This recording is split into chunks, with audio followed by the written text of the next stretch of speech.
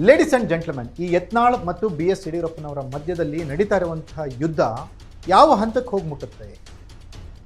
ಇವತ್ತೆಲ್ಲ ನಾಳೆ ಇಬ್ಬರು ಒಂದಾಗ್ತಾರೆ ಅನ್ನೋಂಥ ಮಾತುಗಳು ಕೇಳಿ ಬಂದಿದ್ರು ಕೂಡ ಇವರಿಬ್ಬರು ತಾನೊಂದು ತೀರ ನೀನೊಂದು ತೀರ ಅನ್ನೋ ಥರ ಯಾಕೆ ಈ ರೀತಿ ಮುಗುಮ್ಮಾಗಿ ಹಳೆ ದ್ವೇಷವನ್ನು ಸಾಧಿಸ್ತಾ ಇದ್ದಾರೆ? ಯತ್ನಾಳ್ ಯಾಕೆ ಒಂದು ರೀತಿ ಕಾಲಿಗೆ ಎದುರ್ಕೊಂಡು ಜಗಳಕ್ಕೆ ಹೋಗೋ ಥರ ಯಡಿಯೂರಪ್ಪ ಮತ್ತು ಮಗನ ವಿರುದ್ಧ ಹರಿಹಾಯ್ತಾ ಇದ್ದಾರೆ? ಚುನಾವಣಾ ಸಂದರ್ಭದಲ್ಲಿ ಯತ್ನಾಳ್ BJPಗೆ ಡ್ಯಾಮೇಜ್ ಮಾಡುವಂಥ ಕೆಲಸವನ್ನು ಯಾಕೆ ಮಾಡ್ತಾ ಇದ್ದಾರೆ?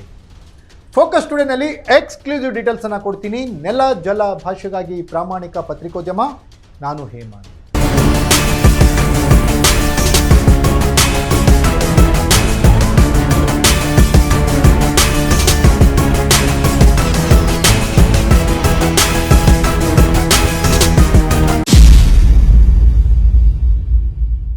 ಎಸ್ ವೀಕ್ಷಕರೇ, ರಾಜ್ಯದಲ್ಲಿ ಚುನಾವಣೆಯ ಕಾಲ, ಬಾಗಲಕೋಟೆ ಮತ್ತು ದಾವಣಗೆರೆಯಲ್ಲಿ ಉಪಚುನಾವಣೆ.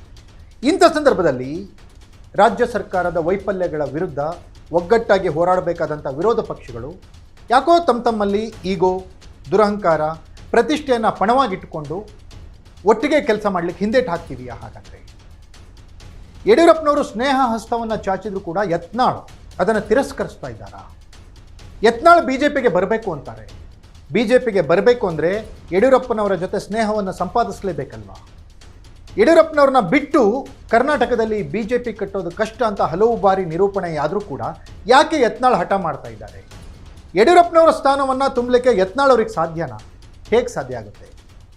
ಯಡಿಯೂರಪ್ಪನವರ ಬಳಿ ಇರುವಂಥ ಸಂಪನ್ಮೂಲಗಳು, ಯಡಿಯೂರಪ್ಪನವ್ರಿಗೆ ಇರುವಂತಹ ರಾಜಕೀಯ ಪ್ರಬುದ್ಧತೆ, ಯಡಿಯೂರಪ್ಪನವ್ರಿಗೆ ಇರುವಂತಹ ಕಾಂಟ್ಯಾಕ್ಟ್ಸ್, ಹಾಗೆಯೇ ಕೇಂದ್ರ BJP ಅಮಿತ್ ಶಾ, ನರೇಂದ್ರ ಮೋದಿ ಆದಿಯಾಗಿ ಕರ್ನಾಟಕದಲ್ಲಿ ಯಡಿಯೂರಪ್ಪನವ್ರನ್ನ ಬಿಟ್ಟು ರಾಜಕಾರಣ ಮಾಡೋದು ಕಷ್ಟ ಅನ್ನೋ ತೀರ್ಮಾನಕ್ಕೆ ಬಂದಾಗ ಯತ್ನಾಳ್ಗೆ ಯಾಕೆ ಈ ಒಣ ದಿಮಾಕು?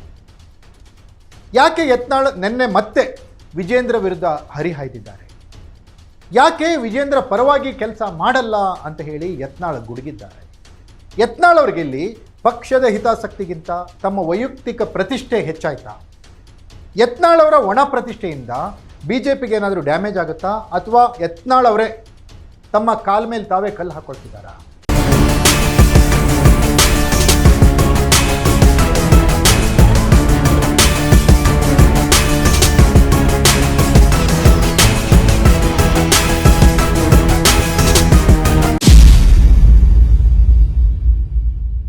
ಎಸ್ ವೀಕ್ಷಕರೇ, ಬಾಗಲಕೋಟೆಯಲ್ಲಿ ಯತ್ನಾಳ್ ಪ್ರಭಾವ ಬೀರೋದು ಪಕ್ಕ.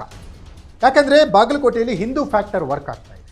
ಹಿಂದುತ್ವದ ಆಧಾರದಲ್ಲಿ ಮತಗಳ ಕ್ರೋಢೀಕರಣ ಬಾಗಲಕೋಟೆಯಲ್ಲಿ ಆಗ್ತಾ ಇದೆ. ಇಂಥ ಸಂದರ್ಭದಲ್ಲಿ ಯತ್ನಾಳ್ ಏನಾದರೂ BJP ಜೊತೆಗೆ ಕೈ ಜೋಡಿಸಿದರೆ BJPಗೆ ಗೆಲುವು ಸುಲಭ ಸಾಧ್ಯ ಅನ್ನುವಂಥ ಮಾತುಗಳಿವೆ. ಒಂದು ಹೆಜ್ಜೆ ಮುಂದೆ ಹೋಗಿ ಕ್ಯಾಂಡಿಡೇಟ್ ವೀರಣ್ಣ ಚರಂತಿಮಠ್ ಯತ್ನಾಳ್ ಅವರ ಸ್ನೇಹಿತ ಕೂಡ. ಹೀಗಿದ್ದಾಗ ಸ್ನೇಹಿತನ ಪರವಾಗಿ ಯತ್ನಾಳ್ ಯಾಕೆ ಕೆಲಸ ಮಾಡ್ತಾ ಇಲ್ಲ? ಯತ್ನಾಳ್ ಬಾಗಲಕೋಟೆಗೆ ಬಂದು ಕೆಲಸ ಮಾಡಿದರೆ ಅದು ವಿಜೇಂದ್ರ ಪರವಾಗಿ ಕೆಲಸ ಅಂತ ಬಿಂಬಿಸ್ಕೊಳ್ಳೋಕ್ಕಾಗತ್ತಾ? ಅದು ವೀರಣ್ಣ ಚರಂತಿಮಠ್ ಪರವಾದಂತಹ ಮತಯಾಚನೆ ಅಂತ ಯಾಕೆ ಯತ್ನಾಳ್ ತಿಳ್ಕೊಳ್ತಾ ಇಲ್ಲ? ಶಿವಾಜಿ ಮಹಾರಾಜರ ಮೆರವಣಿಗೆಯ ಸಮಯದಲ್ಲಿ ನಡೆದಂಥ ಗಲಾಟೆ ಆದಮೇಲೆ ಬಾಗಲಕೋಟೆಯಲ್ಲಿ ಒಂದು ರೀತಿ ರಾಜಕೀಯ ಧ್ರುವೀಕರಣ ಆಗಿದೆ. ಹಿಂದೂಗಳೆಲ್ಲ ಒಂದಾಗಿದ್ದಾರೆ, ಅಲ್ಲಿ ಮುಸ್ಲಿಮರ ವಿರುದ್ಧ ಕೊತ ಕುದಿತಾ ಇದ್ದಾರೆ. ಇಂಥ ಸಂದರ್ಭದಲ್ಲಿ ಬಂದಂಥ ಉಪಚುನಾವಣೆಯಲ್ಲಿ BJPಗೆ ಗೆಲುವು ಸಾಧ್ಯ. ಯಾಕಂದರೆ BJP ಹೆಚ್ಚು ಜಯ ಗಳಿಸಿದ್ದೇ ಇಂಥ ಸಂದರ್ಭಗಳಲ್ಲಿ ಹಿಂದೂ ಮುಸ್ಲಿಂ ಅನ್ನೋ ವಿಚಾರ ಬಂದಾಗ, ಈ ರೀತಿಯ ಕೋಮು ಗಲಭೆಗಳಾದಾಗ. ಆದರೆ ಈ ಬಾರಿ ವ್ಯವಸ್ಥೆ BJPಗೆ ಪರವಾಗಿದ್ದರೂ ಕೂಡ BJP ನಾಯಕರ ಕಚ್ಚಾಟದಿಂದ, ಕಿತ್ತಾಟದಿಂದ BJPಗೆ ಲಾಭ ಮಾಡ್ಕೊಳ್ಳಿಕ್ಕೆ ಕಷ್ಟ ಆಗುತ್ತಾ? ಗ್ಯಾರಂಟಿಯ ವೈಫಲ್ಯ ಸರ್ಕಾರವನ್ನು ಇಕ್ಕಟ್ಟಿಗೆ ದೂಡಿದೆ.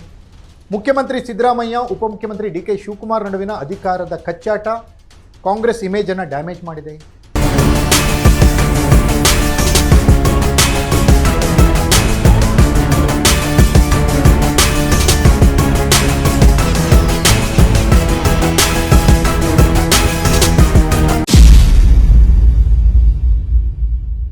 ಇಂಥ ಸಂದರ್ಭದಲ್ಲಿ BJP ಒಟ್ಟಾಗಿ ಆಡಳಿತ ಪಕ್ಷವನ್ನು ವಿರೋಧಿಸಿ ಗೆದ್ದರೆ ಅದು ಬೇರೆ ರೀತಿಯ ದಿಕ್ಸೂಚಿ ಅನ್ನೋ ಥರ ವಾತಾವರಣ ಮೂಡುತ್ತೆ.